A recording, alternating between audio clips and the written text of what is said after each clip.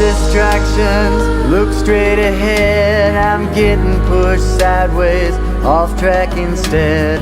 Look for the moment, nothing is real. I look for the magic when touch turns to feel.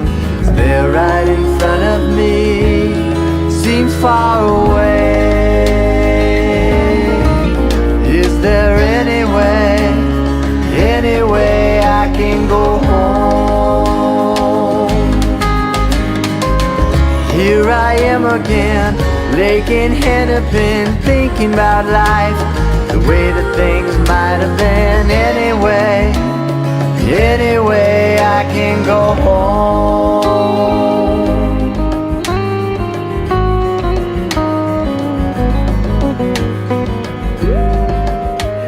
Hi, you guys. Welcome back. This is Richard Sachs. I'm your host on Lost Arts Radio. Thanks for spending the time with us. I appreciate it. Got another fun show tonight with a friend of ours from South Carolina named Lieutenant Colonel, to be correct, Lieutenant Colonel retired Ray Moore, who has an incredible background and was, I was fortunate to meet him thanks to Alex Newman. And Alex Newman is involved in lots of projects, and one of those is Public School Exit. And I thought that sounds incredibly valuable, considering the physical and non-physical things that they're subjecting children to now in the public schools and some of the private ones too. And alternatives are needed, for anybody that wants to save their small kids from being victimized by things that are getting, at the moment, worse, and parents need to be really aware of them. But Ray's been involved in a lot of other things. He's a retired military chaplain and pioneer in homeschooling, which is about the alternative to public schools, and the director and founder of something called Exodus Mandate that we're going to find out about, chairman of Public School Exit. I'm looking down because I don't want to miss anything on the list that I put together here. In the words of his bio, the nation's leading advocate of a mass exodus of Christian children from the government schools. And I would add that we don't want to leave the non-Christian kids out either. They deserve to be rescued also. So hopefully it's for everybody. And he's also produced a film, Escaping Common Core, which is a really good thing to escape from, and is the executive producer of something called Indoctrination. So we have, if we're quick, we have at least 10 hours of stuff to talk about. We may have to invite him back again, but we'll start on Public School Exit. And thanks for the privilege of meeting you, Ray. I really appreciate it very much. Thank you. And I work pretty routinely with Alex Newman. We probably talk once or twice a week. Okay. So, we're in the same, in the same category. Yeah, we've had a lot of great discussions on the air with Alex. He's getting overwhelmingly busy now, but we had a show with him recently, and I said, Public School Exit, that sounds really important. And he says, you should talk to Ray Moore. And I said, I hope I can. And you were nice enough to let us do that. So maybe just to introduce you, as a person to the audience, why don't you go back in time a little bit before you got interested in all this stuff and give us some background of what led up to all these projects. Okay, well, thank you for the opportunity, Richard, and Doug too. And I'm happy to be visiting with your committed audience and congregation. Right. I've been married 51 years, soon to be 52, and we have 4 adult children and 8 grandchildren. And we were a pioneer homeschool family in the modern era. We started in 1977 when I was finishing up my theological seminary training in Indiana at Grace Seminary. And we had moved from the campus to Purdue University, near Purdue, to start a new campus ministry. And that kind of was prompting what we were going to do with our oldest child, because he was ready to go to school. Mm-hmm. And that was in 1977. And for some of the same reasons that people refuse to public school their kids today, those were factors in our thinking. But our theology and philosophy was not really fully formed at that time. But we started homeschooling. rather than put him in a public school. And he was around 5 years old or so? No, 6 years old. 6, okay. And he's 50 now. Okay, all right. And got 4 children of his own. He got older. Yeah. So anyway, that was our beginning. And there was very little writing. No books on homeschooling. It was really a non-existent entity almost at that time. But when you go back and look at history, it was not a non-entity. So we didn't have any book we could read at that time. But there was a important book by Edersheim. Was a famous Jewish Christian theologian in the 19th century. And he wrote a book called Sketches of Jewish Social Life. And he just looked at the Jewish people and how they behaved and what they did in the New Testament era. Okay. And sure enough, there was a chapter in there about the education system. And apparently Jesus was homeschooled, according to Edersheim, up to maybe puberty. And then he went to the synagogue school. Uh-huh. So we said, well, if Jesus could do it, maybe our son could. And that was about the only thing we had. We did feel God was leading us, but it was pretty daunting because people thought we had flipped out. And we weren't sure ourselves we hadn't flipped out. Right. But we proceeded on, and we saw that it worked so well with our son. And so we ended up homeschooling all 4 of the children over the next 15 or 20 years, usually up through the 6th, 7th, or 8th grade. And then we tended to put them in a private or Christian school through the rest of their careers. Okay. So that went on for a long time. And then in 1997, I captured the moment of the vision of organizing a national crusade for churches and Christian families in particular to do this as a way of life. Now, you mentioned we are concerned about non-Christians as well, but, since I'm a minister, I can appeal basically to Christians that, I can give them the Bible and tell them, that sort of thing. But, we hope atheists will do it. And you don't have to be a Christian to love your kids. Yeah, that's what I was thinking. Everybody deserves to be rescued. But I wanted to ask you a couple of quick things without losing your train of thought, just as we go along here. Sure. One of them is, 2 questions. One is what state you were in, and if that changed during, raising your kids, and if you had any resistance from the state like you would, have to real deal with good now. question. Yeah, in fact, we did. We were in Indiana. Oh, okay. Of course, it was such a new thing at that time. There were no laws on it, and it was not unregulated because it was new. Yeah. And, now we don't know for sure, but we could have easily been among the first couple of hundred families in the nation in the modern era. And most people date the birth of the homeschool movement in 1980, and we didn't even know another family until 1981 that was doing what we were doing. Mm-hmm. But yes, we started doing it, and I forget what exactly happened, how this happened, but the State Department of Education found out about it, and they called me out of the blue. We were sort of underground. The kids didn't go out in the daytime, and we didn't go ask for permission. We just did it. Yeah. So they called me and want to know what I was doing, and they knew we were we didn't even call it homeschooling in those days, and I guess they were asking me to, get permission or something. I can't remember what exactly. It's been a long time since I had the conversation. Okay. So they asked me if I would help them, the State Department of Education, to create a homeschool permission form where they would put it out to families that were homeschooling and, to get permission. And I said, well, I might be willing to help you do a homeschool notification form, but I wouldn't be able to help you do a permission form because it's not yours to give. it's my right as a parent. You can't give me permission because you don't have the authority to do it. And I said, you can't restrict us or limit us or stop us. I may be embellishing a little bit. Yeah. You can't show that we're doing harm to our children. And they never called back. That was the end of it.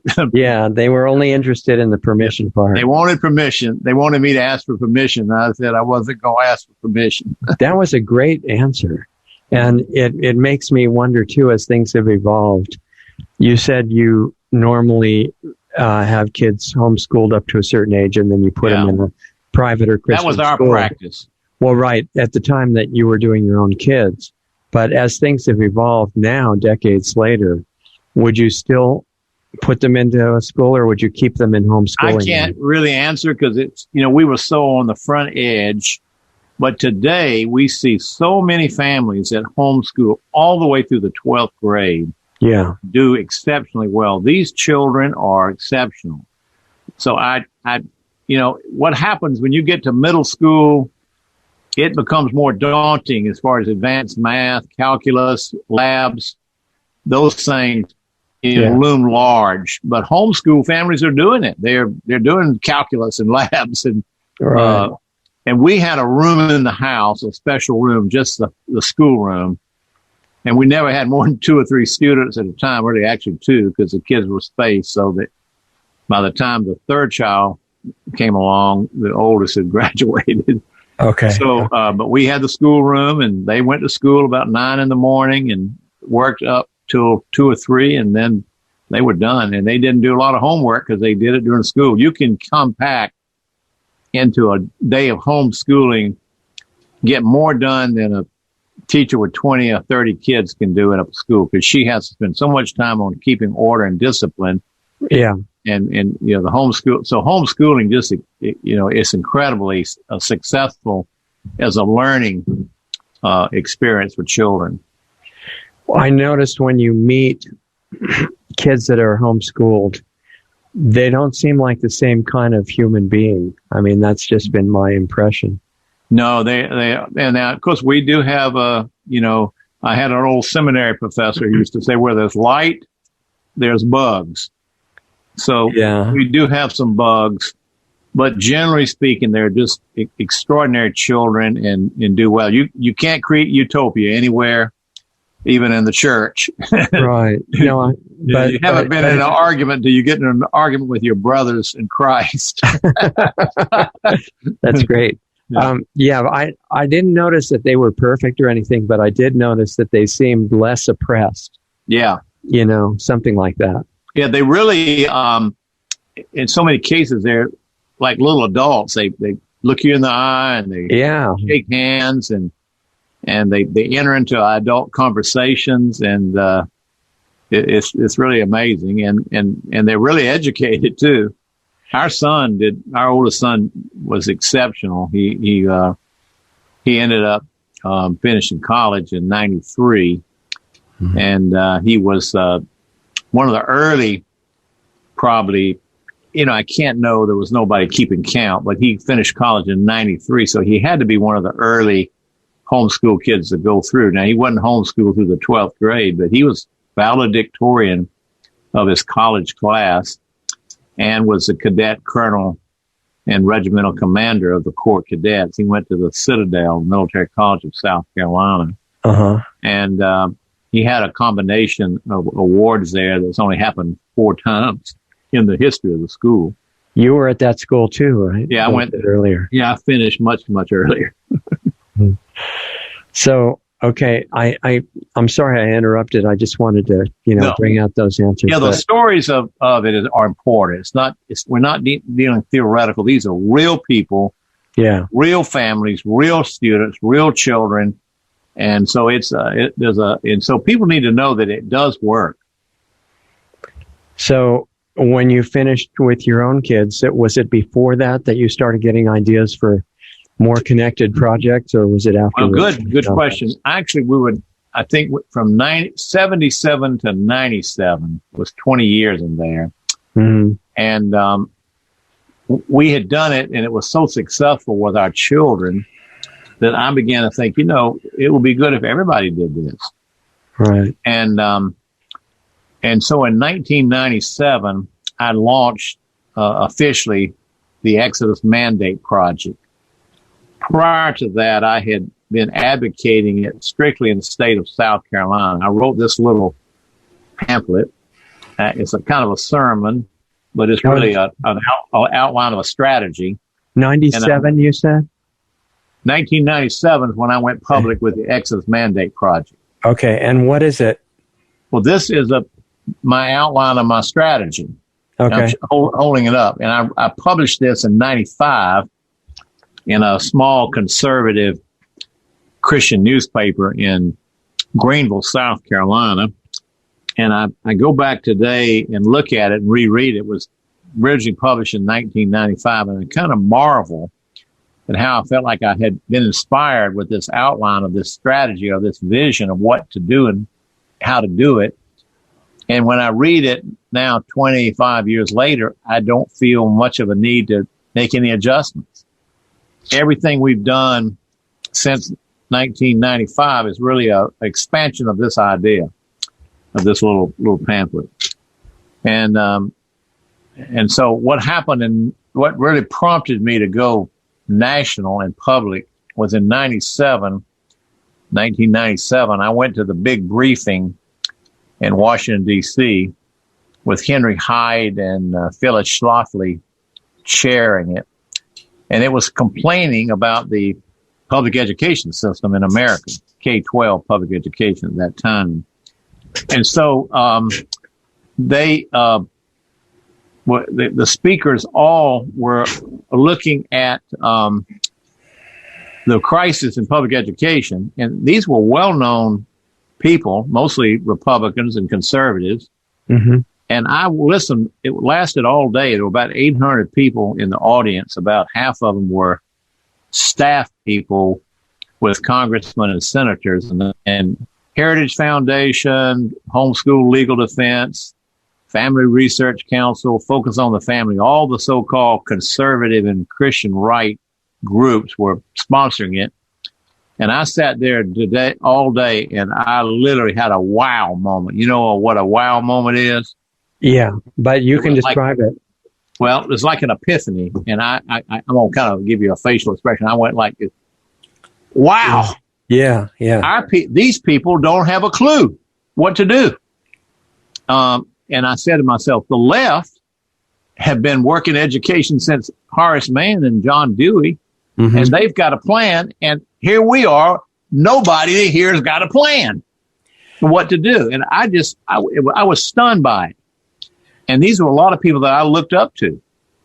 And I saw them as my betters or superiors. But they didn't have a clue about what to do. I've been in the conservative movement since high school, and it's really a reactionary movement. And sometimes you've got to react. Bad things that happen, you've got to be reactionary. So they did have a clue about the problem, just not. They knew the problem, but they didn't know what to do about it, how to solve it. Right. And they're not proactive people. They're always just whining and complaining and everything. And I walked out of there that day, and I guess I would say God tapped me on the shoulder. And I said, and I had already been thinking it for 2 years with this. Mm-hmm. And I said to myself, God helping me, I'm going to launch a crusade and get millions of children out of these awful, terrible communist schools. Right. And that's what I did. And so I launched it publicly in November of 1997. And it was first few years, it was pretty hard. I got nothing but criticism. I couldn't get any support. My wife supported me and two other friends who gave me some funds. They supported me financially. But even they weren't sure about it. They said, Ray, I don't know. That seems awful controversial to me. And I forged ahead. Since people haven't read that little folder, you should tell us what the elements are in there, because that's what you're building on, right? I'll be happy to make it available to you and mail it to you. But I think that would be great. Yeah. I called it an answer to the crisis in education that faces the Christian church in America today. Now, again, I may sound like I'm being too parochial just talking about Christians because it's a bigger problem than that. But that's the world I live in, and so I have, No, all right. So, and the title of it is "Let My Children Go." And that's so great. we're saying, not my people go. Moses said, let my people go. We're saying, let my children go.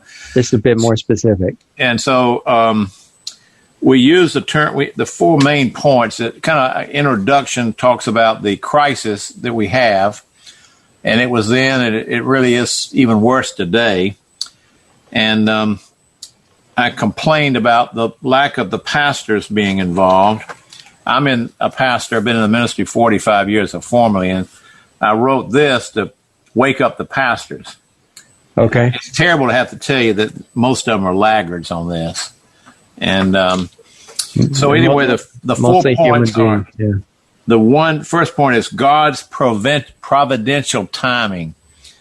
The doctrine of providence means that God is working in history and unseen by man. Man can see what's happening, but he can't see the hand of God in the background.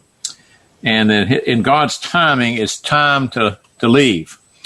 And I use the children of Israel, and down in Babylon, down in Egypt as an example. They were sent down there by God after 400 years. He said, okay, it's enough. It's time to go back to your land of Canaan. So I make that a comparison. And if you remember, they didn't want to leave. They were happy down there, even though they were slaves. They were used to it. They were getting they were eating three square meals a day. Yeah. And Pharaoh didn't want them to leave. He needed the slaves. And Moses didn't want to lead them. Yeah. But they left because it was God's time. Right. And so that's the first point. And the second point is warnings from the past. It's shocking to see how many famous theologians and leaders were warning the churches in the last 2 centuries not to adopt state-sponsored education. We are opposed to the state running the schools. We don't want them running medicine either, right? And right. Anything that the government touches, they usually spoil it. I think they have limited responsibilities, law enforcement, military, but pretty much everything else belongs to the people. And we have a constitution that tells us that. Well, they're supposed to be protecting your individual rights so that they don't get lost. Yeah. But anyway, so the warnings from the past tell us not to do this, but we did it anyway. We didn't listen. Right. And I quoted a few famous theologians. I won't read those, and then the third point was all education is at some level fundamentally religious. There's no such thing in God's mind of a pure, total, secular, sacred separation. That's not biblical. So we say that education is religious, and the public schools are very religious. They're pagan, secular, and humanistic, and anti-Christian in practice and design. And then the fourth one is education belongs to the family supported by the church or private associations and not to the state. We don't think the state has a role in K-12 education, even higher education. Now, they've usurped it and taken it over, and they own it, but it doesn't really belong to them. It belongs to private citizens, churches, and families. Yeah. So those are the 4 points, and I have lived by those for 25 years. Yeah, they're good points, and they seem to be included in the natural rights that are referred to in the founding documents of the country. Right. We believe in the natural law. Yeah, that's exactly right. In fact, if you look at the constitutional, when the first Congress met in 1791, there was no Bill of Rights, and that was the first thing they took up. Let me see. I wish I had that in front of me. It's a great quote. But they were arguing whether there should be a national education policy or not. Mm-hmm. And, of course, they decided, no, there will not be. And James Madison, who is considered the father of the Constitution, had more to do with it than any other single person. He makes a statement. It was a debate over the General Welfare Clause, but he said, were the government to take up this responsibility of educating the children, meaning we're not going to, it would mitigate and transmute or damage or harm. That was another interpretation of the word transmute, the very form of limited government we're seeking to create here. So he said if we were to take up an education policy at the national level, we would destroy the very form of government we're creating. And that's exactly what's happening. That's true. And education is not in the enumerated powers allotted to the federal government. So, because we are absolutely opposed to the Federal Department of Education.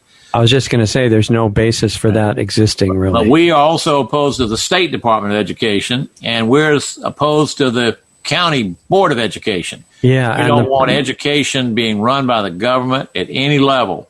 Problem is that the U.S. Constitution doesn't stop the state, county, or anybody else like that from doing things that are not good. Yeah, you're right, and but yeah, we believe that. So that's a good point. But they didn't. They left it to the states or to the people. So how are the state constitutions generally about that point? Do you know? Well, I should have a good ready answer for that. But generally speaking, they didn't have state education. For the first 220 years of American history, we had no state-sponsored, tax-subsidized, state-run public schools anywhere in America. And most people do not know that. It's pretty shocking to hear it the first time. Yeah. It was started in the 1840s in Boston with Horace Mann. And even he, as bad as he was, he allowed religious sentiment and some religious practices to be expressed in the schools. But Dewey came along around the 1900, and he was the father of progressive education. So we had no state-run public schools. Now, in New England, there was a little different model than in the South. I'm from the South, but in New England, they had community schools, which were run by the churches, but they were joint community church schools. So they were more like our private Christian schools today. They had catechism and everything that a Christian school would have. And there was a joining together of the county and the church. And I do have a Baptist tradition, and I do believe in a separation of church and state. Now, by that, I'm talking about a jurisdictional separation where the church does not officially interfere with the government, and the government has nothing to say to the church. Right. And I think that's the ideal model. And we came from Europe, and around with the Pilgrims and all, and they had state churches there. And the state pays the salaries of the clergy, and that's a terrible thing. If you're being paid by the government, then they're going to pull your chain and tell you what to preach and teach. And so we set up a different model in the United States, and that's a distinctive thing that the American model gave. And but in the South, there was no community involvement. All the schools were academies and church schools. Now, get this. After the Civil War, when the South had lost, to come back into the Union, they had to put provisions in that they would offer a tax-subsidized school system in their states. And that was the beginning of that period. It was, in about the 1870s. And so this thing has evolved to where it is today. And I finished high school in 1961. And we still had chapel once a month in the school. Wow. In homeroom, we had prayer and Bible reading every day. It wasn't a truly explicit Christian school, but it was respectful of Christianity. Boy, that's really changed. Huh? 62 and 63 were the famous prayer and Bible reading decisions, and we were officially expelled in every way in practice and precept. Well, Christians are not allowed to live a double life. We don't have a secular life and a sacred life. Our lives are to be sacred at all times. So we've allowed that model to come into the church, and Baptists are the worst of all, putting their kids in public school. So I've tried to correct that, and I've struggled. I've been doing it nearly 25 years, Mm-hmm. and we were making a lot of success, but with COVID, the shutdown, it just opened up doors, opportunities for our movement that are unprecedented. I'm living in what we call a kairos moment. That's a second Greek word for time, and it means opportune time or divine time. And we're living in a once in 100-year moment for the growth of private, Christian, and homeschooling. It's an extraordinary moment. Is that because it's online, so it's less limited? Well, it's because, here's what I think has happened. Prior to this, and this is what Public School Exit does, and we want to talk about that a little bit more. Yeah. Prior to March of last year, I guess that's when the shutdown took place. Right. There were about 2.5 to 2.7, it's uncertain the exact number, people homeschool children. Probably 70 to 80% are evangelical Christians, and then most are Catholics, and Jews. And there are secular people that do it. What's the 2.7? Is that a number or percentage? 2.7 million, I'm sorry. Okay. That was that was a number before COVID. Well, then suddenly there were 55 million children at home overnight. Yeah. And most of them didn't want to be there. But what we found is that a lot of people were thinking about homeschooling, but they were fearful, lazy, inertia kept them from doing it, and they didn't like the public schools anyway, but they just wouldn't leave. Mm-hmm. And so I kind of joke about it. I say it's like God reached up one day and flipped a switch and sent everybody home. It was my greatest dream, but it was a nightmare for most people at the time. Yeah. And so now we're discovering, and there's research for this. I'm not the one that did it, that indicate that 10, 15, or 20% are never going to return. Now, it's uncertain, and we really won't know the final count until September when the schools reopen. So that's why I'm willing to go anywhere and talk to anybody like you and anybody. Yeah. I'm on all kinds of shows. Alex Newman is doing the same thing. He says we just have incredible opportunities to get this message out. Right. And we're hoping that it'll drive up to 20 or 25%. And that don't go back, you mean? That don't go back. Yeah. That would be great. Yeah, it's extraordinary. So is Exodus Mandate, does that just refer to that initial proposal that you wrote, or has that become a program? It's a ministry or an organization, and we've created movies, books. People will go there and look at it. Now it is more Christian oriented, but like I said, we hope that everybody will do this. Mm-hmm. I've produced 2 movies, written 2 books. One's called Let My Children Go. And then I wrote a book with my wife on parenting small children, raising them in the Christian faith, called The Promise of Jonadab. And that's not on my list, so I need to. Yeah, okay. It's a book for parenting young children. Promise of Jonadab? Jonadab, yeah. He's a very obscure Old Testament character who was an exceptional father. And I started teaching and writing about it 25 years ago, and it had such a profound effect on me as a father that Gail and I kind of joked and said he came to live with us. Yeah. But he's very extraordinary, and if he was here today, Richard, he would, and Doug, he would not be a famous writer, preacher, politician. He would be your car mechanic. He would be the guy that fixes your house. He was an ordinary man, but the most extraordinary dad in the Bible. So where can these 2 books be acquired? Well, The Promise of Jonadab can be acquired from going to Exodus Mandate .org and ordering it. Now, we do need a donation. We don't charge for it, but we'd like to get $10 or $12. Okay, and then we'll send an autographed copy out.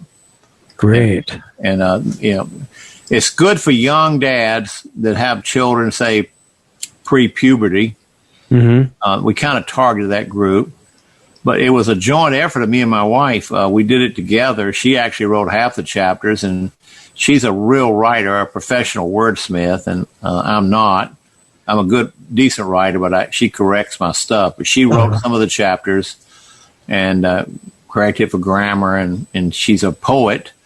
So in the back of the book, we have it's a poem, but it's a ballad. It's like 4 pages about this guy, like Hiawatha almost. Is that good? Wow. And so we took this personality, this man in the Bible, and it was a biography of him, but we integrated our own parenting skills and the things that we did, because we found out and we discovered him that we were actually copying him without knowing about him. Yeah, that sounds great. So, and what about the other book, Let My Children Go? That was a manifesto. Can I step up a minute and pull it up? Yeah, sure, no problem. It's Let My Children Go. Mm-hmm. Why parents must remove their children from public schools now. And this was published in, I think, 2001. The problem I have with it is it's good. It's just a bit out of date. Okay. And we're trying to go through a major revision in the rest of this year. And I'm down to 50 copies. So I'm really not, kind of. You're not pushing it until you're finished with the revision done. But it was kind of a manifesto or strategy. In some ways, it was this thing, this little pamphlet, expanded to 250 pages. Okay.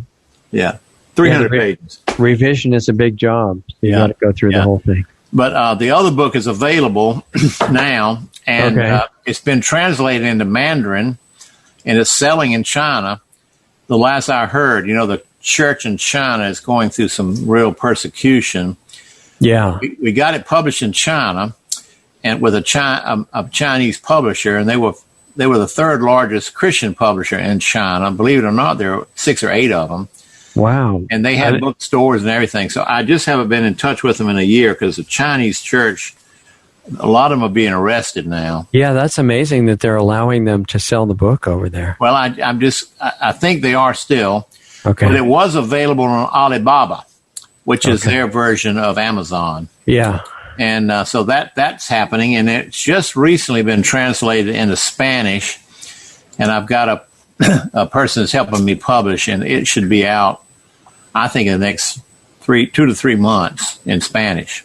Okay, great. And the person is Hispanic, and Christianity is really growing all over Latin America, and she says that the Hispanic people really respect the family, and they have real good family life in many cases. And I've seen that too. And more than sometimes Anglos. Mm-hmm. She says there's no book quite like this in Spanish anywhere. And they do have books on parenting, but they're more how-to.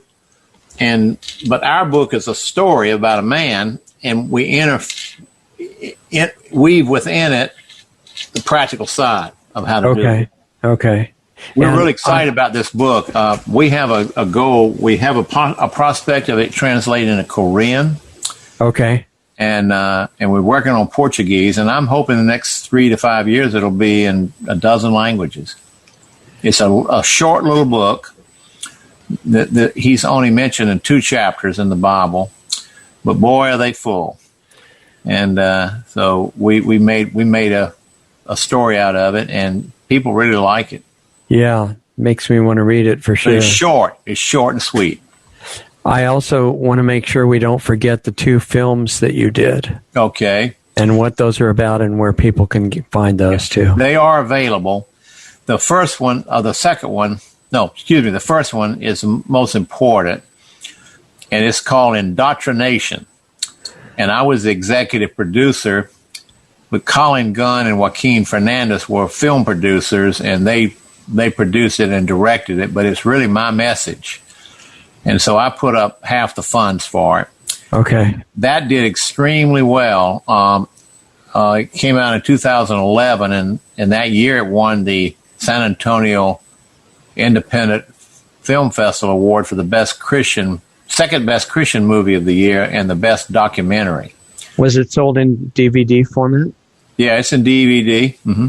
Okay. And but if your audience wants to order that one, it would be good if they ordered directly from the producer. We have them in the office, but the best place to get it would be indoctrinationmovie.com.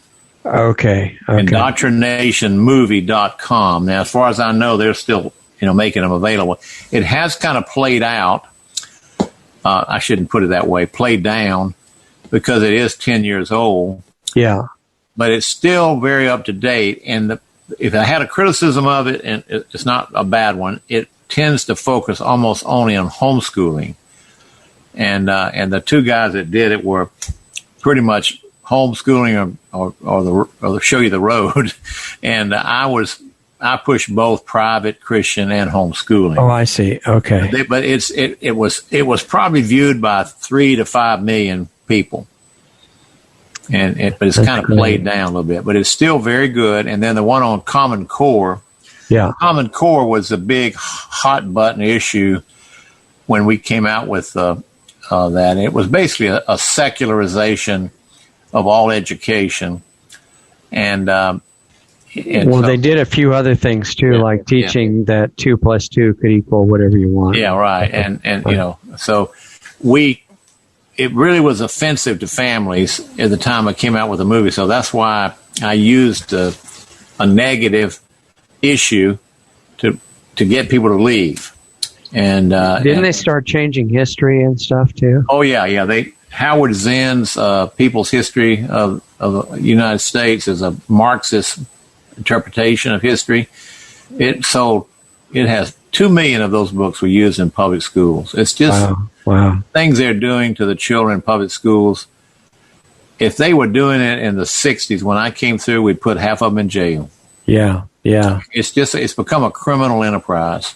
Absolutely. Part of a big network of criminal enterprises. And I know you're concerned about health issues, and well, they go together. One of the things that's causing homeschooling to grow in some places is they're trying to force, vaccinations on children, and parents just don't want it. They are. I mean, I don't know if I mentioned this to you before, but in Canada, they're going to parks not now because they're saying you can't go out of your house, but when you could still go out of your house, which was a few days ago in most places, they were finding kids in parks, and they'd offer them free ice cream if they'd get a vaccine. And if the parents try to run in and object, the police were blocking the parents. Hard to believe that. But I'm not surprised. But in a few years ago in California, there was a heavy vaccination program, I think before COVID. And there were thousands of families pull their kids out in California. Yeah. So that's helping grow my movement, and because they've got to protect their children. And sometimes it takes an issue like that's a threat, to do something good. But so, health or medical freedom is a vital part of our heritage, and it's hard to imagine that they can force this on the culture and the public, but they're doing their best, and it's incredible to watch it. The founders of the country that's causing some growth, just us. But we do try as Christians to lay down a theological case, and we can show pretty clearly that the scriptures teach, with no exceptions, the Bible doesn't contradict itself, and there's dozens of texts in the Bible about parenting. And education, and that it should be done by families and churches and private associations. There's no basis for state education if you take the Bible seriously, and I do. Unless you think that the state owns the children. Right, that's right. And we're under attack right now because Harvard had a symposium a few weeks ago, and some of the scholars are really worried about this because they know if they have the children in public schools, they can indoctrinate them and brainwash them and make them little slaves. Yeah. And but if they leave and go into homeschooling and Christian schooling, they might learn to think for themselves. And that would be a major threat. Yeah, and so the left actually sees it as a major threat. And they had a symposium, and there's a famous Harvard scholar, I think her name is Bartlett. I should have this in front of me. And she says instead of giving people the freedom to homeschool, the disposition or the assumption should be that they need to get permission. They might be able to do it, but they need to get, the assumption is they should get permission from the government. Well, I don't believe that at all. Right. And our laws have never taken that position. The idea is the state can't interfere if they can't show and prove that you're harming your children. I don't think the government asked for permission to start the public schools, did they? That's a good question. Well, we would like to get rid of that model. Yeah. And it's not impossible if we can grow this movement strong enough over time, it might happen. There's a statisticians, I think, and I don't know quite where this research came from, that if you get 10% of a group of public hardcore committed to an idea, that over time it will prevail in the culture. Mm-hmm. And you've probably read Malcolm Gladwell's book, The Tipping Point, and he talks about the tipping point. So we're approaching 10-15%. And so we're winning. It's just going to be a protracted struggle. But I could see a day when if we grew up to 25 or 30%, maybe 40, the politics would change. And then you got 35 to 40%, that's a high figure, who are completely out and against state education. And then you went over the majority of the rest of the people, or a good percentage, and everybody else wants out. So the government just says, look, it's not working. It's wasting money. We're going to hand it back to the churches and hand it back to the people where it was originally. And then comes a political, moral, ideological revival. The culture will change then. And we cannot win these battles we're in as long as we fight against the symptoms. So I realized that years ago, and I decided to go for the root cause, to pull up the root, the bad root. And what's that? The public school system. Oh, you mean the cause of all this other stuff that comes from that, right? If the kids, if they can't think. Yeah. Now, I think the challenge to getting that done is that it's not being done just haphazardly. It's being done to destroy society. Yeah. And even if they're losing money, so to speak, what they've done to the money system is make it all fake anyway. Yeah. And so they have to be convinced at the top level of control to give up the program of wanting to destroy things. But we've got to take their customers away, and we can. Yeah, that would help a lot. Exactly. Yeah, so I do believe that if the politicians don't lead, they follow. You know, there's old saying: if the people will lead, the leaders will follow. Yeah. So if we can create enough demand for what we're doing and make it a strong majority, I think some of the politicians say, "Look, I want to get reelected. I'm going to vote for dismantling this school system." Yeah, that's how they think. That would be incredible. So it's not impossible. I had a friend that used to say, impossible things happen every day. Yeah, exactly. Showing that we don't know what's impossible. Yeah. In fact, possibly nothing is impossible. Yeah, they tell me, because Ray, I had a lot of people say, they call me Don Quixote. You know, he jostled the windmills and thought he was in combat. And, right. You know, I mean, I've had people, I had one minister punch me in the chest. He didn't strike me, but he jabbed me and said what I was doing was wrong and I better stop. Well, I'm an old colonel in the Army, and you don't do that to me. So I got back in his face and barked at him like he was a private in the Army. Uh-huh. We didn't strike any blows, but we were like two prize fighters. Why was he so upset about it? He buys into this salt and light idea that Christians are being salt and lighted in the public schools. That's absurd. That is the biggest thing that I face. This real shaky, weak, watery, anemic, sissified thinking about the Bible. The Bible doesn't teach you should put little children in pagan education. So he thought that the kids who were coming from all these families would somehow improve the public school system. That's what he thought, and that's been that, and that was, believe it or not, Richard, was a pretty strong view with a lot of pastors. Wow. We have done everything we can to discredit it. All the verses in the Bible that deal with education would be favoring me, except that one, but only because it's misinterpreted and abused. It's the most abused verse in the Bible. Which one are you talking That's about? Matthew 5:13 and 14. And that's where, and Jesus said, you should be salt and light, meaning that you should be preserving your culture and you should be light to the people around you. That doesn't mean sacrificing your kids, though, right? No, it doesn't. But that's how they interpret it. I call it the most abused verse in the Bible. Wow. And they took his words and twisted them. Yeah. Now, it does teach, as Christians, we're obligated to be on good behavior because we're supposed to reflect the love of Jesus and represent him. So if we're on bad behavior, and we can be, Christians can do bad things too, it hurts him. It calls it, well, I don't want to be like old John Jones because he's such a bad representative for God. Yeah. And we've seen many of those.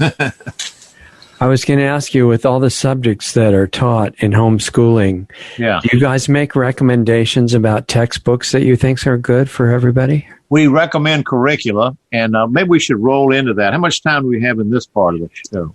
Well, we could take like another 15, 20 minutes if you want. Let's talk about public school exit, because that's going to be the best vehicle that we're promoting. Yeah, so some more detail on that would be good. It's publicschoolexit.com, and I'm the chairman, and Alex is the director, executive director, Alex Newman, and Dran Reese is the CEO, and it's based in San Diego. And I'm the chairman because I kind of helped inspire them to do it, but they wanted to have another separate group on their own. And I was running Exodus Mandate on the East Coast, and they were on the West Coast. So I agreed to come on and be a board member. And it's turning out to be maybe the best overall program of many that's causing homeschooling and private and Christian schools to grow right now. Okay. Now, they have a lot of information about curricula, and frankly, Richard, it's almost too many. This world has grown so much that there's an abundance of good curricula for conservative people and Christian people. Alex is a teacher with Freedom Project Academy or Freedom Project Education. Yeah. And this booming too. And Duke Pesta is on our board, and he is the president or the chairman of that. Yeah, he's great. That's just one example. But you've got all kinds of others. We used, in our early days, we used Bob Jones and Abeka, and they've been around a long time. But we were so new that they wouldn't sell to us because they thought it was weird. And we had to go to a local Christian school to buy used textbooks so we could have books for our children. But they changed their policies around 1981 and started selling directly to homeschool families. And now it's probably the biggest part of their curricula is homeschool families. They're, like I said, 2.7 million, and now it's jumped to 5 or 6 million. And it's just... This is exploding. And it's almost, I told my wife the other night, I can't take any more good news. With all the bad things that are happening in the world, tragically in our little arena, our little part of the world, we're having good news right now. Good. So public school exit, it has a lot of reasons to do it. It has curricula, models that, everything operates around models, and you've got university model schools. It's a form of homeschooling and campus Christian school mixed. where the kids are home 2 days a week, 3 days a week. They go to the church and have school, and the parents can never be absent. In other words, a lot of people put their kids in a private Christian school, and they just drop them off, and it's almost like the public school, even though the program is much, much better. But this model, university model schools, and there are dozens of those around the country, the parents have to participate, but for the older and more advanced courses, they have teachers. That's one, and we have that one on there. And then you've got the one-room schoolhouse model. You might write that, one-room schoolhouse model. Yeah, I do like that. And let's see. Yeah, I think that's the title, one-room schoolhouse. And they're based in Idaho, but they're growing around the country. And the rationale behind that was that the early Americans, they had one-room schoolhouses. And by the way, the Little House on the Prairie was not a public school. It was a one-room schoolhouse where the families would hire a teacher to come out from the east. Yeah. It wasn't a public school. It was paid for by the families. And it was a one-room schoolhouse. So that model is growing.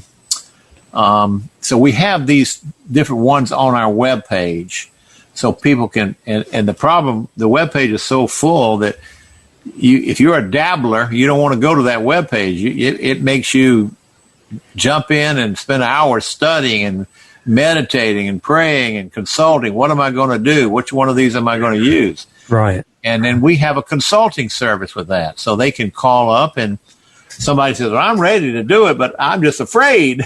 Yeah, that's good. And we can talk you through the early steps. And we've got consultants. So that's publicschoolexit.com. And I urge your audience to look at that one for more of how to, what to do, curricula, models, those kinds of issues. Now, Exodus Mandate is my webpage, and it's mostly about my ministry, the books I've written, the videos, and it's a good webpage, but not as full and complete. Dran Reese has a wonderful staff, about 4 or 5 employees, and I've only got 3 on the staff. Mm-hmm. So I'm kind of deferring. I'm pushing both of these because I actually need people to come to my webpage if they want to help me financially or buy a book or get a movie. Right. Some of the same things would be on Public School Exit. And the good news, Richard, is that we're reaching into Canada. There's a Canadian group wants to affiliate with us, perhaps. It's still undecided. Wow. We've picked up an affiliate in the state of Illinois, a big group there that's decided to adopt our agenda, and they've got a bigger budget than we do, and they make 4 or 5 employees. Good. They hired a person recently just to go out and help churches start schools. We're in the process of working in an affiliate in the state of Georgia in Atlanta. Mm-hmm. And this is a man who's been doing this for 30 years on his own, started a school, he's got a ministry, and he saw what we were doing and wants to join us. So we're trying to go through the 50 states and pick up affiliates and not recreate the wheel. Exactly. And so Public School Exit is really got incredible potential. And I Exodus Mandate, we were kind of the first one out of the block. I think I was probably among the first in the modern era to call for an exodus. A lot of people were working in the Christian school or homeschool world, but they didn't tell everybody else to leave. But we knocked the doors of the church down and said, get out of there, get out of these schools and come join us on the Exodus. And we were kind of unique with doing that. So if you wanted to clarify the difference in the focus between the 2 websites, Public School Exit and Exodus Mandate, how would you explain that to people who are... Public School Exit has got more information about how to get started, what the models are, a good list of reasons. There's a consultant service, and it overlaps with the Exodus Mandate. I have some of those things, but, if I was getting a dozen calls a day how to start a school, I couldn't process them. Right. So ours is a little, we're trying to look at, maybe we might make ours a little bit more like a think tank in the future. I've got sermons and articles and books and mine is more informational, I guess you might say. And but they complement one another, and and I don't have the budget that public school exit has, and Dran and Alex wanted to have their own separate program, which was like Exodus Mandate. Mm-hmm. And I saw decades ago when I started this, if I had $300 million on my own, mm-hmm. I would not have enough money and enough resources to make this happen. So I always felt like I was going to plant seeds like Johnny Appleseed, and people would pick up the mission and the dream that I had and run with it. And now I'm finding it's all over the country, all over the world. And I'm finding that a lot of people were inspired by something I said 20 years ago. Wow, that's nice. So I'm 77. I'm a happy man. Let me ask you something about the general focus of the curriculum. Uh-huh. Kids are learning how things are supposed to be normally and going through a healthy succession of learning different subjects. Yeah. At what, we've got some pretty serious issues going on in the world around us, which the kids eventually, start to understand because they're going to be dealing with the things that are happening in the outside world, which has a little bit different focus than their people in school. And at what age and what point in the whole program do they start looking really at, the things in the outside world that need to be fixed? Well, that's a hard question to answer. I think the curricula does prepare them. Okay. They're not head in the sand, not like an ostrich. We prepare them for life. We don't avoid controversial issues. Obviously, we wouldn't teach transgender. They've already got that in the public schools anyway. We wouldn't teach that, but we might allude to it and say this is what the others are doing. But of course, God says that a man is a man and a woman is a woman, and a man is not a woman and a woman is not a man.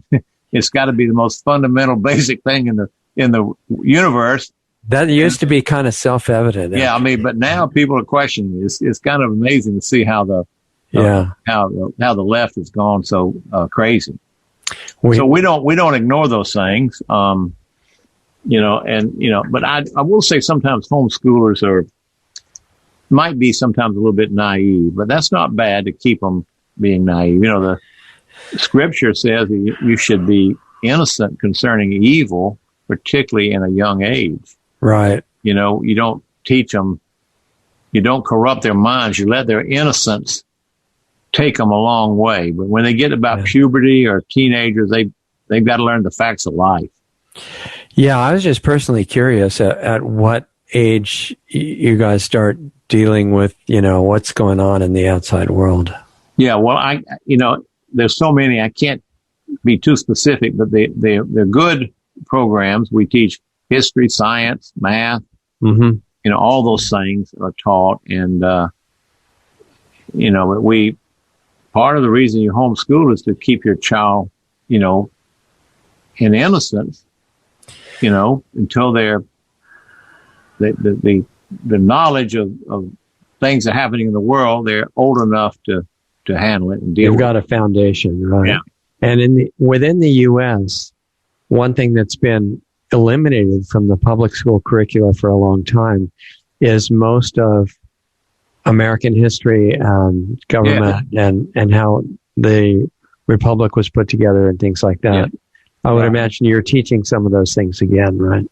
Yeah, we don't use Howard Zinn's People's History of the United States. It's a Marxist book. Right. And no Christian school would use that if they understood. But the curriculum world is extraordinary. And there's so much competition, and it's friendly. The whole idea of a state model for education, one size fits all. Think about if when the automobile was invented, say around 1900, and people said, man, this is a wonderful invention. We're going to have to let the government take control of it so we'll have plenty of it. Well, we had one car, one model, there would have been no competition, and it would have never run well.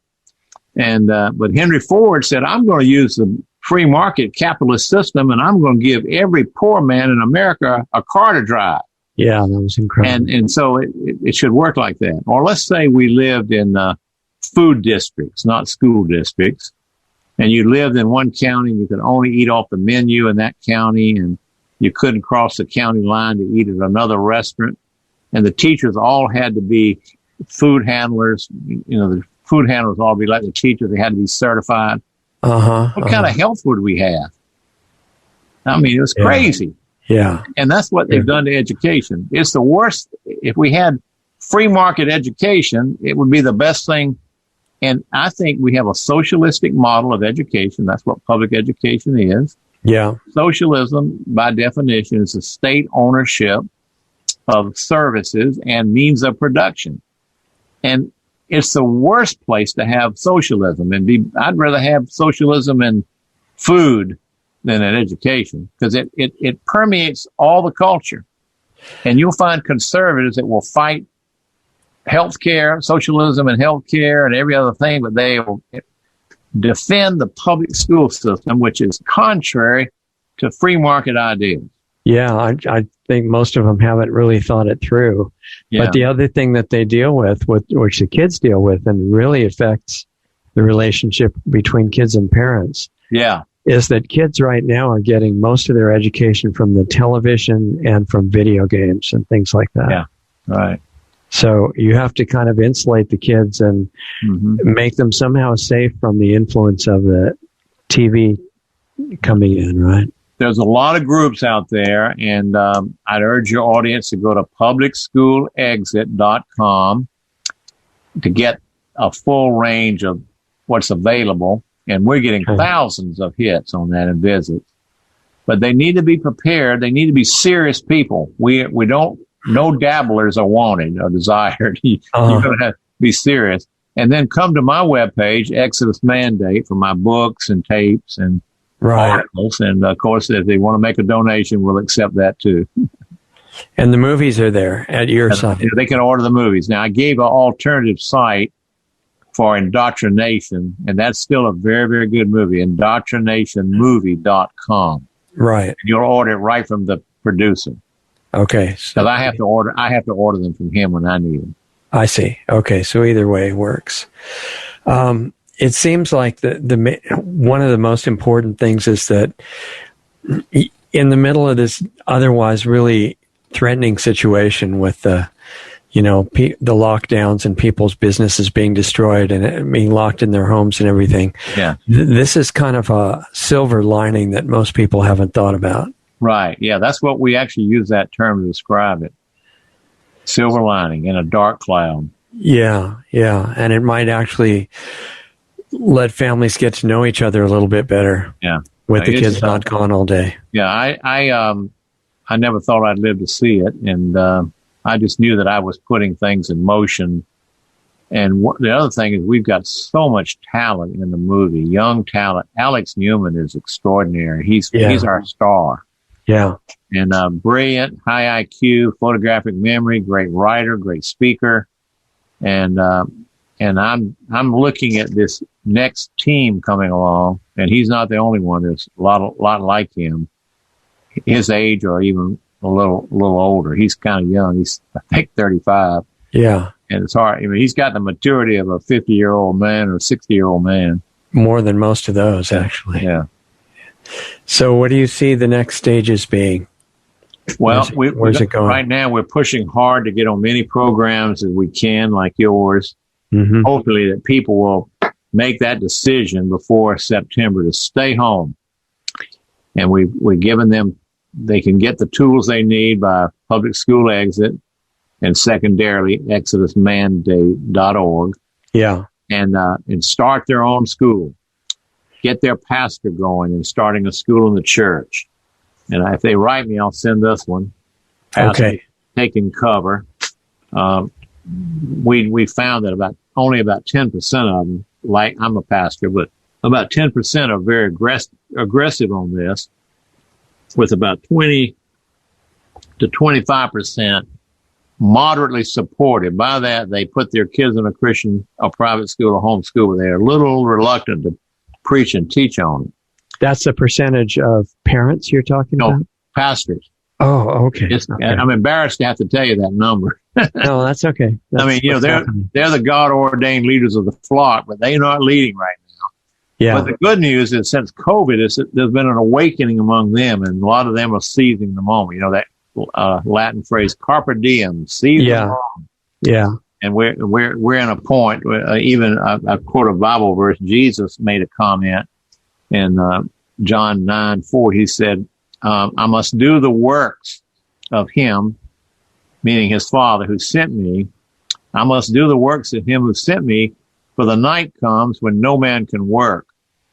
And so there's a timing in history and in the affairs of men. The quote from Shakespeare, there's a tide in the affairs of men. Yeah. That taken on the flood leans on to fortune, but omitted all the life is spent in miseries in the shallows. So we're in one of those moments for people in the church and the culture. Yeah. Seize a moment and move forward with this and not hold back. Yeah, I totally agree. And you're mentioning September, but it's very possible that based on what they're trying to do, they may say, "Oh yeah, you can come back in September as long as you have all the vaccines." Yeah, I know what you're saying. Yeah. But that's helping. I mean, that's causing a lot of people to stay home. Right. Why September is important in theology and in life, you don't have to be a Christian. If you make a bad decision in any area, you included, me included, we tend to defend it and justify it, and we harden in a bad decision. And so if people decide, well, I was going to homeschool, but I decided not to, so then they go back to public schools, they have a likelihood to defend it. It's going to be harder to dislodge them. Right. But we'll keep on. But we're hoping, Richard and Doug, that we could drive our numbers up to 15 or 20%. If that were to happen before September, that would be enormous. Right. Because then we'd have a large body of people. Because people who stay home and educate their kids, after a few years, they say, man, this is really good. It works. Why aren't you doing it? Yeah. And they go after people, for harming their children. So you're harming your children if you put them in a public school. We should post your two websites and keep them up on our website all the time. I'd be honored if you'd do that. Yeah. It's exodusmandate.org. Right. .org and publicschoolexit.com. Right. And I'm involved with both of them. I would think we can make some kind of a banner and just keep those up all the time. Yeah, that would be very wonderful. Yeah. Out of all this discussion, since we started, which went by pretty fast. Okay.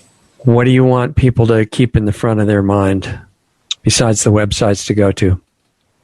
Well, this might be the moment to do it, because if you save your children from state education, which is harming them, you may save your family and your marriage. And if you save your family and marriage, you may save your church, and you may save your neighborhood and your country. So it's not just a private decision. It's not just you and your kids. Right. It's about everybody, and it's about the culture. And we've got to win over our neighbors. And the best way to do it is to start homeschooling your kids and then reach out. So it's a vision for revival and renewal of family, church, and culture, or family, church, and nation. This is a strategy to win. I'll tell you a quick story in wrapping this up. Yeah. We've got a donor out in the West Coast in Seattle area, and a homeschool family, and her grandkids are being homeschooled. They're about my age. And I think in their late 60s, early 70s, and they're very faithful, wonderful people. Okay. And when the school shut down and everybody was home, her little 11-year-old granddaughter said, Grandmommy, is this the revival that we've been praying for? That's great. And so you want to be able to answer yes and make sure it's true. Is this a revival? Because we see our country dying. Yeah. And this country is in such bad shape. But this is the key to winning. Well, the kids become the country, right? Yeah, right. So, well, there was one other thing, just really quick. I want that to be the end focus, but one other thing that I did want to ask you. When the kids that have been going to public school, especially the young ones now, even really young ages, are living in virtual reality, and the schools are helping them get this habit of hardly paying attention to the outside world at all, but living in a screen of a device. Is there a general principle of how you can reverse that? All I can say is that a lot of the homeschool families are not masking. They're carrying on pretty much as they would have before. Mm-hmm. There's a lot of social interaction in the homeschool movement. In most places now, they have athletic teams, baseball, football. Some cases they're allowed to participate in private and Christian schools, even though they homeschool. So they don't isolate. Yeah, but they're engaged, and so that's about all I can say there. Yeah, well, the private sport idea is really great, and I know there was one famous coach for a track team of high school, and he didn't want to make his kids pass out running track wearing a mask. Yeah, and so they fired him, because of unacceptable point of view. And he has some donors, and he's starting a league of private track meets and things that'll all be without masks. It's an example of what you're talking about. So there's a lot of creativity here. Right. And here in Columbia, where I live, there's a homeschool baseball league. And they're so good, they beat a lot of the private schools. Wow, that's exciting. They beat some of the bigger private schools in the community. Well, as it moves towards September, if you have time, maybe you could come back and let us know how it's progressing toward. Yeah, I could maybe after September. I mean, we just don't know, but we're hoping it's going to be 15 and 20%. Yeah, only time will tell. And it depends on, I'm doing what I can, but there are probably thousands of people on a small scale like me that are lobbying their neighbors and talking to people and trying to help them see it. So it's up to the parents. Yeah. Okay. Well, it sounds great to me. So thank you for having me. It was really a privilege. And hold on, we'll say goodbye in the break here. All right. There goes retired Lieutenant Colonel Ray Moore, who I thought really great to have him agree to be on the show. And he's doing such good work trying to save all the kids from the public schools and needs to be supported. He's saying donations can be made at the Exodus Mandate site, exodusmandate.org, and publicschoolexit.com is full of information for parents that are thinking about homeschooling. And I think one of the most important points that he made out of many is that all those parents, and I've talked to many of them that think there's no way they can do it because they don't personally have time. They're working or they have other obligations. He's talking about the same thing actually came up as a problem for the early American settlers when they wanted to educate their kids. And they got together in a group and they hired a teacher that they trusted, and that one teacher often taught all the age groups and all the kids that needed to be taught in a one-room schoolhouse or a room of somebody's house. And that exact thing is working now. So information on that at publicschoolexit.com. And one thing that exodusmandate.org has is consulting for people that are thinking, well, maybe we actually could do it, but we have all these questions and we don't really know how, and we have no experience. And how can we find other people in our area that are doing the same thing? This is getting more and more urgent based on what is happening, in two areas. One is what the kids are being taught in public school is pretty disastrous. If you care about the lives of your kids, it's really, it's getting worse and worse. And the other is that physical things are being done to the kids in the name of public health without the parents' permission, and in many cases encouraging the kids to not even tell the parents. And it's inconvenient to think about changing a routine that you've been doing for a long time, but if you become aware that it may actually endanger the life of your child to be where they could have some medical procedure done to them without the parents' knowledge or permission, it's worth trying to figure out a way that's feasible to get them into homeschooling. And it sounds like, unfortunately, I haven't had time yet to look at all the resources on publicschoolexit.com, but I will do that. And I'm going to be reading Ray's book, and I'll be able to tell you what I got out of that. And then, as we were talking about on the show, we'll have him back, and we'll get into the book in great detail. And you heard him say that the objective of his program is to see if they can get 25% of all the school children K through 12 in America into private school before September comes, which is the beginning of the next public school season. And as close as they can get to that or beat it, what he's trying to work toward is a tipping point where there's so many people that are doing homeschool that it actually changes to a more favorable, friendly government policy. I don't know what'll happen with that, because most of the people working in government have actually good motives, the ones that I know. But their bosses at the top, their motives aren't so good. So, but their strategies do change according to how conscious the public is. So if Ray's objective is met or approximated, 25% of all of you guys with kids or friends or relatives that have kids out of public school by September into homeschooling, that could have a great effect on helping whatever country you live in. And he's talking about America, but part of the reason he is because each country, including America, is supposed to set an example for the other countries of the world. And the reason that expectation falls on America so much is that even though it's not taught in school anymore, in public school, the founding documents of the federal government of America as a country recognize that all of us have natural rights. Whatever country you live in, it doesn't change that at all. And that no policy or law of the government can take those away. And also no emergency, which is a really relevant issue right now. Because if it could affect your natural rights, then all a tyrannical government would have to do is just say, well, we really appreciate your rights, but we just have to declare an emergency and we'll give your rights back as soon as we can. Don't worry about it.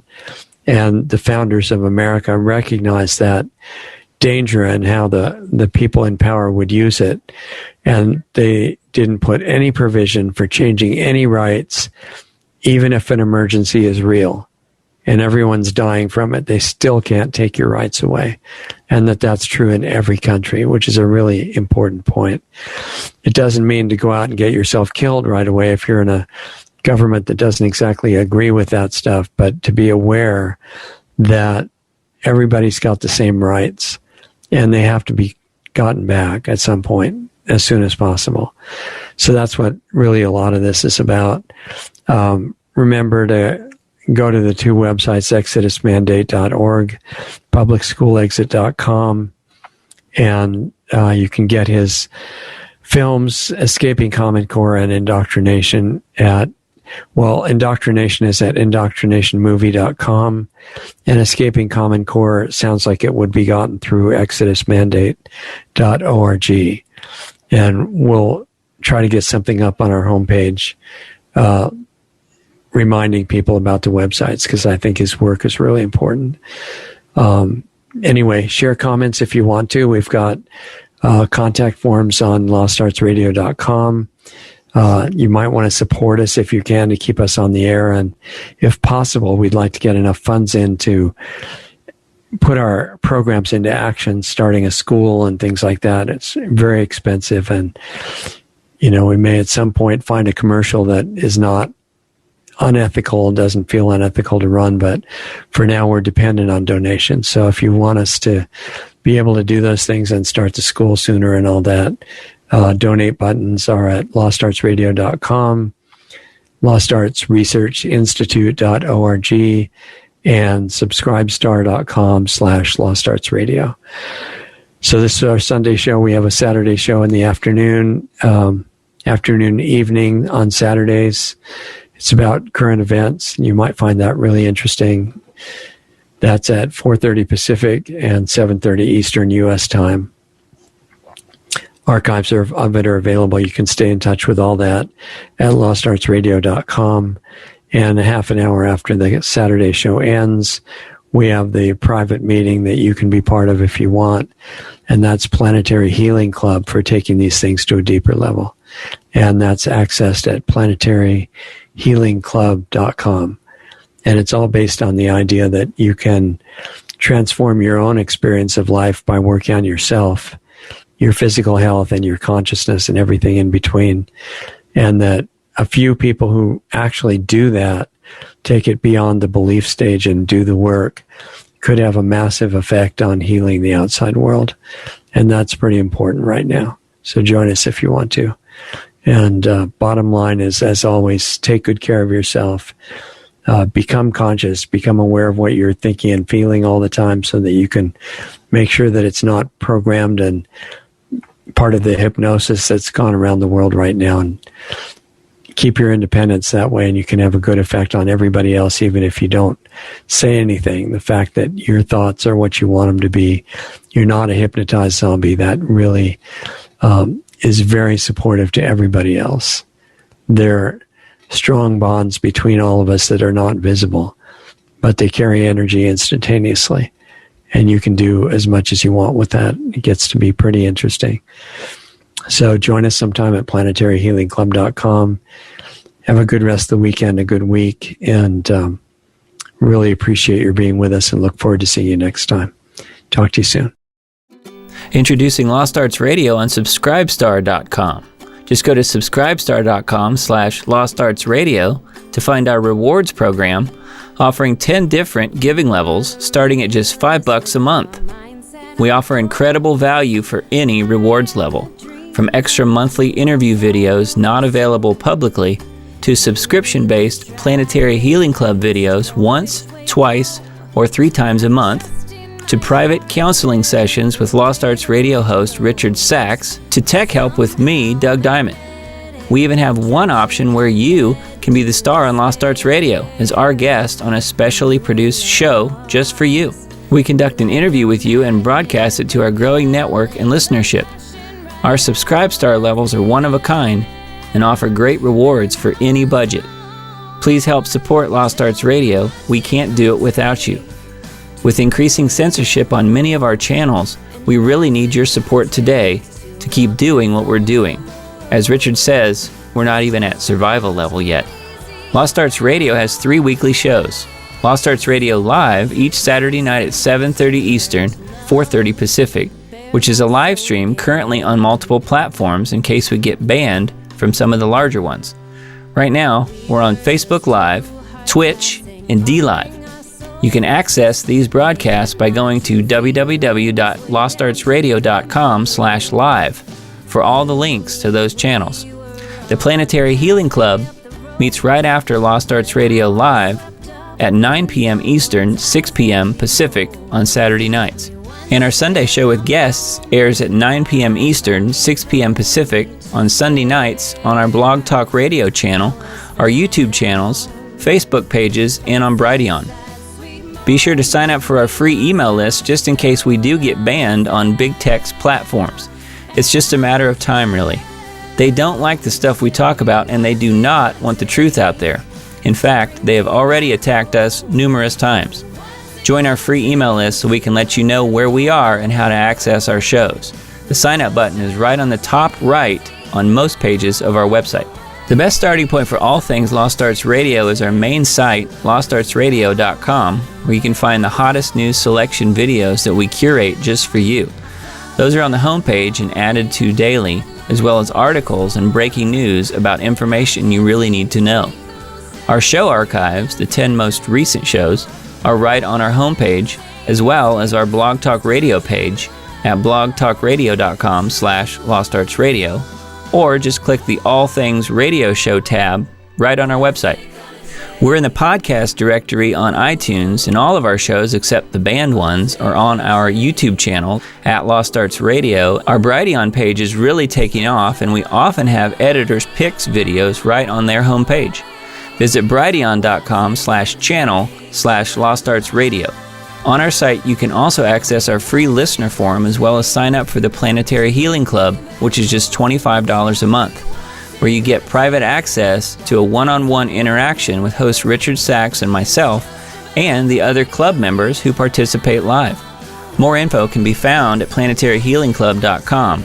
We're providing solutions in there to make the world a better place. Come join us.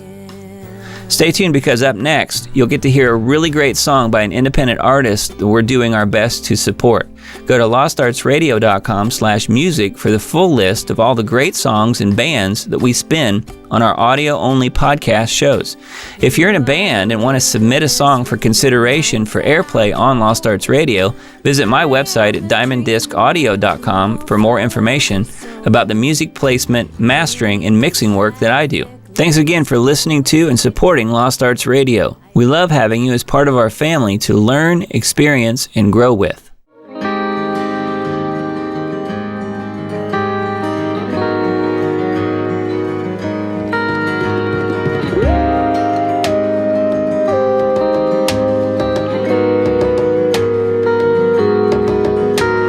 But I got no clue, didn't know what to ask. The river was flowing, time it had passed. Don't know what I got, till I know that it's gone. Seems like it's right, till I know that it's wrong. It's there right in front of me, seems far away. Is there any way I can go home?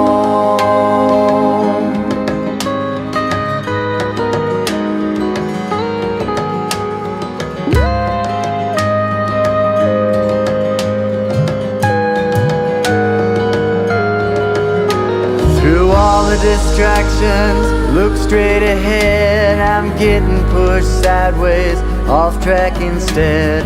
Look for the moment when nothing is real. I look for the magic when touch turns to feel.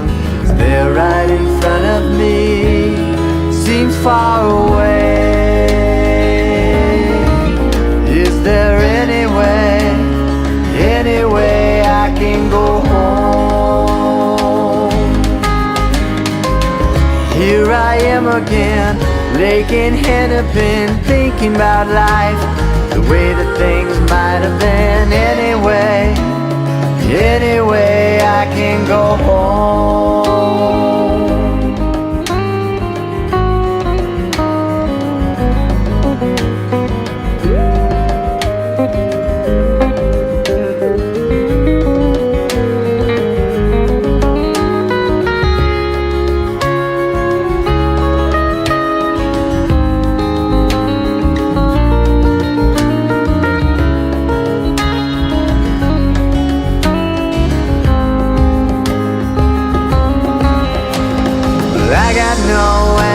I'll tell you about it. Not hard to figure, there's no doubt I wanna go home. Is there any way I can go home? Here I am again, Lake in Hennepin, thinking about life, the way that things might have been. Any way I can go home.